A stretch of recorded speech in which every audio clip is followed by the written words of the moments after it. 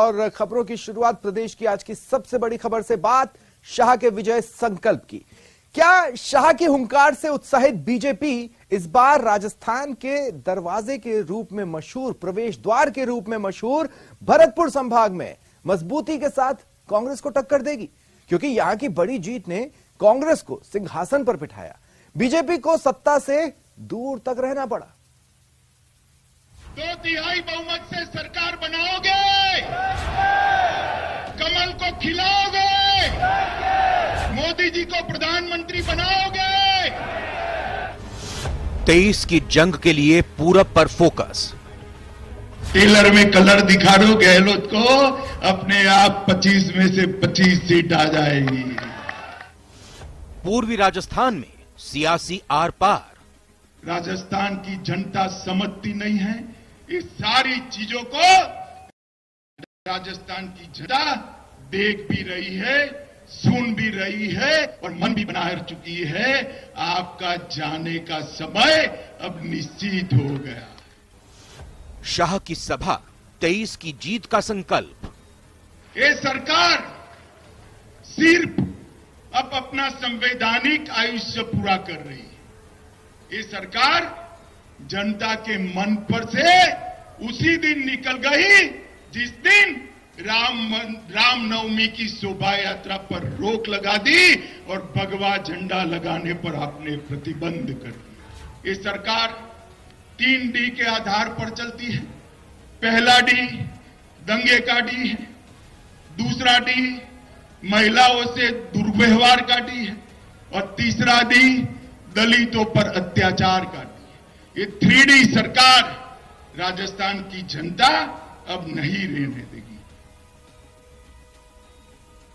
विधानसभा चुनाव से करीब 7 महीने पहले प्रदेश का सियासी माहौल चुनावी हो चला है।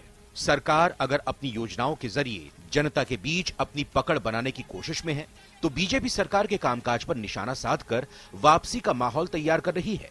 बीजेपी की जनाक्रोश रैली इसी कड़ी का हिस्सा है। भरतपुर संभाग में बीजेपी की स्थिति बहुत कमजोर है।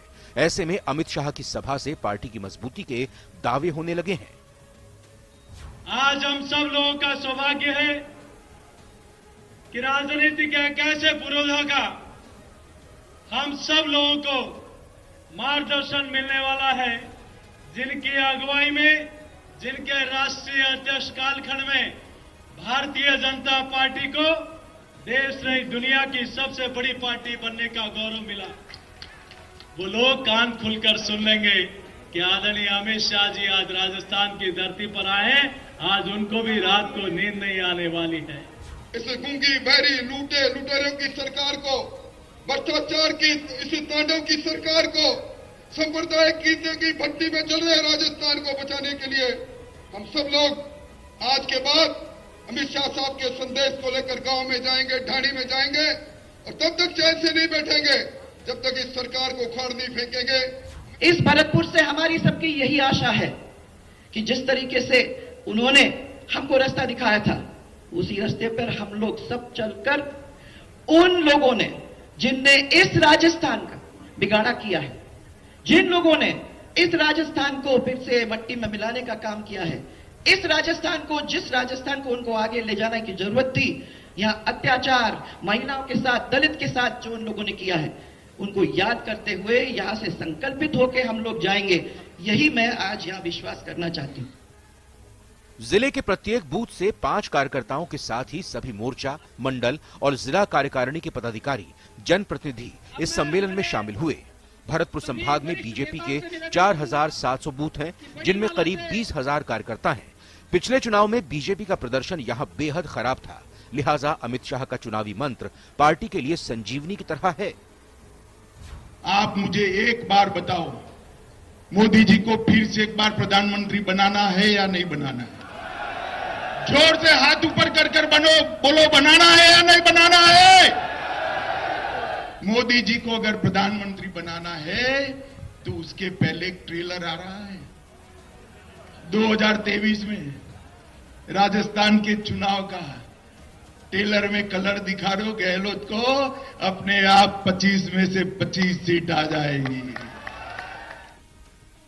अब आपको बताते हैं कि पूरी राजस्थान को न सिर्फ राजस्थान का प्रवेश द्वार कहते हैं, बल्कि कहा जाता है कि सत्ता की चाबी भी पूर्वी राजस्थान को जीतने के बाद ही मिलती है।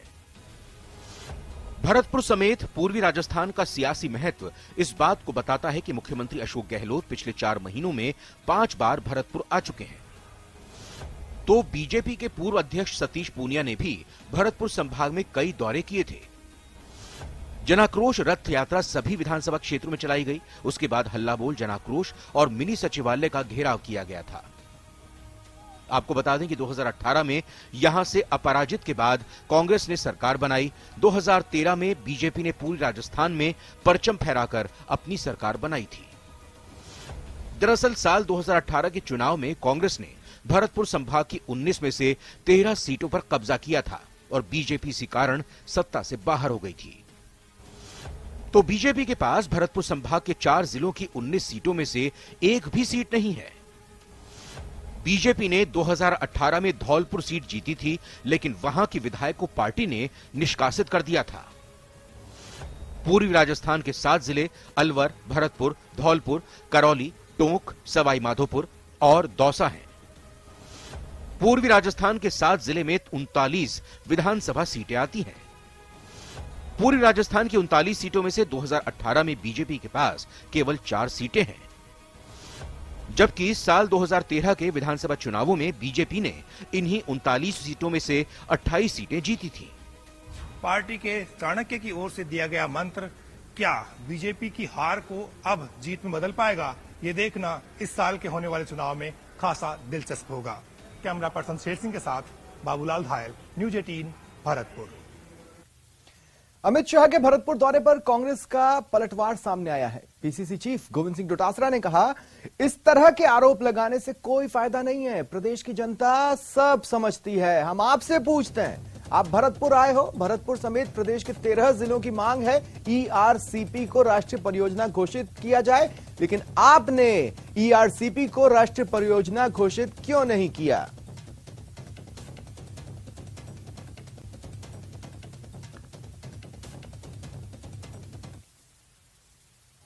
आप समझिए कि वो तो हमेशा 5 साल चुनाव ही लड़ते हैं और उनकी जो कोई योजना होती है वो सारी की सारी केंद्र में बैठे होने के बावजूद भी उनकी योजनाएं केवल चुनाव फोकस करने के लिए होती है। वोट कैसे ले, सत्ता पे काबिज कैसे रह सके या सत्ता कैसे हासिल कर सके, उनका फोकस ओबीसी, दलित, किसान, माइनॉरिटी, पीड़ित, छोटे व्यापारी, स्टूडेंट, बेरोजगार, महंगाई, इसके ऊपर बिल्कुल उनका ध्यान में नहीं है।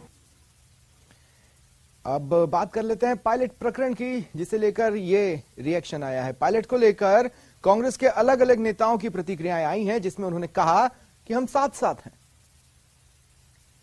हमारी सचिन पायलट जो बात हो रही है वही है कि बीजेपी में कोई नहीं जा रही है। हमारी बात होती रहे तो चिंता मत करो। अब हमारे कोई लड़ाई को नहीं है। सुन लीजिए, खरी खरी बात है। हाँ, बात होती रहती है। मैं तो ताजा मैं खुद कह रहा हूँ, क्यों नहीं होगी। सचिन पायलट राजस्थान के कांग्रेस के पूर्व अध्यक्ष, पूर्व डिप्टी सीएम, राजस्थान के कांग्रेस के एमएलए हैं। और मैं जब जिलाध्यक्ष था, आज भी जिलाध्यक्ष हूँ, वो प्रदेश अध्यक्ष थे, तो दोनों खूब लड़िया, मिल लड़िया। अगला सीनियर लीडर है तो वहां की बातें क्यों को नहीं, हमारे तो सब सुई बात हुआ है और बात होती रहनी चाहिए, उसमें फायदा रहता है। विवाद है ही नहीं। जो भी बात है वो मिल बैठ के घर में हो जाएगी। कहीं कोई इस तरीके की बात है ही नहीं। हम सब एक हैं और हमारा सबका उद्देश्य एक ही है कि कांग्रेस की विचारधारा को आगे बढ़ाना, कांग्रेस की रीति नीतियां और हमारी सरकार की जो योजनाएं हैं उसका लाभ अंतिम छोर में बैठे व्यक्ति तक मिले। और हम खड़गे साहब और राहुल गांधी जी के नेतृत्व में यहाँ पर भी, राजस्थान में भी हम लोग कांग्रेस की सरकार बनाएंगे और वहाँ पर यूपीए की सरकार बनाएंगे। कहीं कोई विवाद नहीं है। माननीय अशोक गहलोत जी हमारी पार्टी के लीडर हैं, वो लीडर रहेंगे। माननीय सचिन पायलट जी हमारे लीडर रहेंगे। राहुल गांधी जी ने कह दिया साफ तौर पे, दोनों असेट हैं, 2 असेट रहेंगे और हमारे नेता हैं। सचिन पायलट भी हमारे नेता हैं, एक पिता समान है, एक भाई समान है। ठीक है, राजनीति में आप आते हो बड़े बनने के लिए, पद को हासिल करने के लिए, जनता की सेवा करने के लिए। मैं समझता हूँ पार्टी के अंदर अंदरूनी थोड़ा कुछ ना कुछ कलह हो सकती है, तो उसको रिजॉल्व कर रहे हैं। ये हमारे पार्टी का मैटर है, इसमें जौनपुरी जी को दखल देने की जरूरत नहीं है। आप तो ये बोलो जौनपुरी जी को कि आप अपना टिकट बचा लेना बीजेपी से, कि आपको सांसद का टिकट मिल रहा है, पहले उसमें जोड़ लगाओ। जीतने की तो बहुत दूर की बात है, कांग्रेस में जागने की जरूरत नहीं है। अनशन को जायज मानते हो? अनशन क्यों नहीं है? लोकतंत्र की खासियत है, खासकर कांग्रेस के अंदर इंटरनल डेमोक्रेसी इतनी मजबूत है कि जब तक अपनी बात रखने को आप बात रखी जाती है, यहाँ पे अपनी को तकलीफ है तो बताई जाती है। ये मैं इसको ये नहीं मानता कि अगर आदमी किसी हक के लिए लड़ रहा है तो संघर्ष तो करना पड़ेगा उसको। सीकर सांसद स्वामी सुमिधानंद सरस्वती ने सचिन पायलट को लेकर बड़ा बयान दिया। लक्ष्मणगढ़ क्षेत्र में आयोजित कार्यक्रम में मीडिया से बातचीत में सांसद सुमिधानंद ने कहा कि बीजेपी को सचिन पायलट की कोई जरूरत नहीं है। केंद्रीय जल शक्ति मंत्री गजेंद्र सिंह शेखावत को हाल ही में संजीवनी क्रेडिट कोऑपरेटिव केस में हाईकोर्ट से मिली राहत पर उन्होंने कहा कि उन पर लगाए गए आरोप बेबुनियाद थे। वो अपनी स्थिति को खराब कर चुके हैं, डामाडोल हैं। इसलिए संशयात्मक बुद्धि विनश्यति, जिस आदमी की बुद्धि संशय में होती है वो कभी कोई फैसला नहीं ले सकता। तो गजेंद्र जी ने कोई बात कह दी होगी, बात ठीक है, लेकिन मैं सोचता हूँ पहले उनको कोई निश्चय करना चाहिए, आए कि नहीं आए। हमारी पार्टी में जरूरत नहीं है। संजीवनी में कहीं एफआईआर में उनका, उनकी पत्नी का, किसी का नाम नहीं है। आरोप किसी पर भी कुछ लग सकते हैं, आरोप लगाने से कुछ नहीं बनता है। मोदी जी पर आरोप लगे, अमित शाह पर आरोप लगे, बरी होकर के आए। राज्यसभा सांसद राजेंद्र गहलोत ने जोधपुर में पीसी की। उन्होंने संजीवनी मामले को लेकर कांग्रेस पर निशाना साधा। कहा कि राजनीति सभी तरीके से प्रेरित होती है, जब तक जांच पूरी नहीं हो जाती तब तक कुछ भी नहीं कहना चाहिए। राज्यसभा सांसद ने कहा लगातार कांग्रेस सरकार के प्रति आमजन में आक्रोश है, कानून व्यवस्था को लेकर हालात बदतर हैं। ऐसे में जनता सड़कों पर उतरेगी, जिसमें बीजेपी के जोधपुर शहर, देहात और उत्तर दक्षिण से जुड़े कार्यकर्ता और आमजन अपनी भागीदारी निभाएंगे। प्रदेश के जो हालात कानून व्यवस्था के हैं वो आप सबके सामने नजर आ रहे हैं। हत्या, बलात्कार, डकैती, चैन स्केचिंग करके अनेक ऐसे मामले हैं जो बार बार जनता के बीच में आने से आम जन अपने आप को सुरक्षित महसूस नहीं कर रहा है। इसके साथ ही हमने देखा कि चुनाव से पूर्व इन्होंने घोषणा की थी कि नौजवानों को हम बेकारी भत्ता देंगे, परंतु वो भत्ता आज तक नौजवानों को मिला नहीं। इन समस्याओं को लेकर भारतीय जनता पार्टी का ये महा घेराव है, इसमें आप सबको सादर आमंत्रित हैं। कांग्रेस विधानसभा चुनावों की तैयारियों में जुटने की तैयारी कर रही है। जयपुर में पीसीसी वॉर रूम में विधायकों से 1-to-1 संवाद होगा।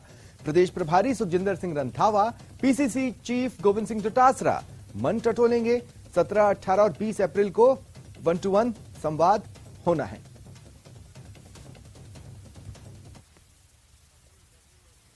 देखिए, तय कर लिया है हम लोग 17, 18 2 दिन तो हम 1-to-1 करेंगे 4-5 संभागों के एमएलएज का, जिसमें मंत्री और एमएलए रहेंगे। 19 तारीख को हम तमाम हमारे जिलाध्यक्ष, PCC member, AICC member, office bearer, हमारे मंडल अध्यक्ष, ब्लॉक अध्यक्ष, संगठन से जुड़े हुए तमाम जो लोग हैं उनके साथ, जो करीब 2-2.5 हजार के लगभग की संख्या बनती है, उनके साथ हम एक दिन की वर्कशॉप करेंगे।